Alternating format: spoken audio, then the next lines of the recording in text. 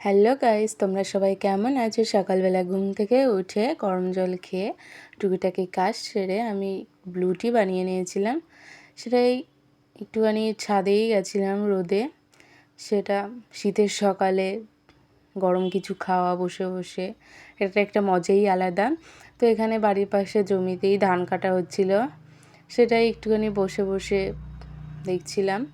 দেন তারপরে আমি সোজাই চলে আসি রান্না করতে। সো আজকে একটা পনির রেসিপি তোমাদেরকে শেয়ার করব।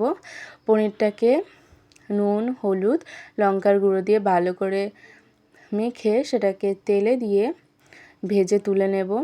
তারপরে এখানে রসুন কুচি, কাঁচা লঙ্কা কুচি এবং আদা কুচি এটা ভালো করে ভেজে নেব। এখানে একটা ছোট মিস্টেক হয়ে গেছে। এখানে তেজপাতা, শুকনো লঙ্কাটা আগে দিতে হতো, কিন্তু আমি এটা ভুলে গেছিলাম যেহেতু। তো এখানে আমি দিয়ে দিচ্ছি, এটা পরে দিলেও অসুবিধা নেই।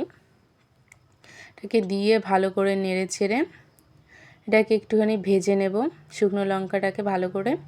দেন এখানে আমি দিয়ে দেবো গোটা জিরে।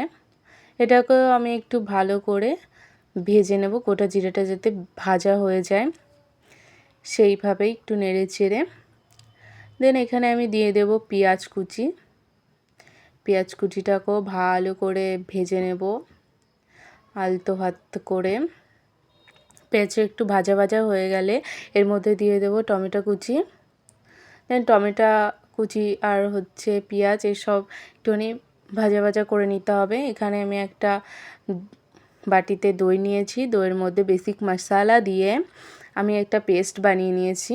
এখন যেহেতু টমেটোটা গলে যাবে যখনই, তখন ব্যাটারটা দিয়ে বাটি ধুয়ে একটু জল দিয়ে, আমি যেহেতু একটু ঝোল ঝোল করবো না তাই বেশি জল এখানে অ্যাড করিনি আমি। তোমরা যারা একটু ঝোল ঝোল পছন্দ করো তারা একটু ঝোল বেশি দিয়ে দেবে। তেল ছাড়া পর্যন্ত এখানে মশলা থেকে আমি মশলাটাকে কষিয়ে নেব। তারপরে আগে থেকে ভেজে রাখা পনিরগুলো সেটার মধ্যে দিয়ে ভালো করে নেড়ে ছেড়ে মশলার সঙ্গে ভালো করে কষিয়ে নিতে হবে। যেহেতু আমি এখানে জলে অ্যাড করব না, তাই এখানে আমি ভালো করে পনিরের সঙ্গে মশলাটা দিয়ে দেবো। তারপরে এখানে দিয়ে দেবো ধনেপাতা কুচি, দিয়ে দেবো একটুখানি গরম মশলা।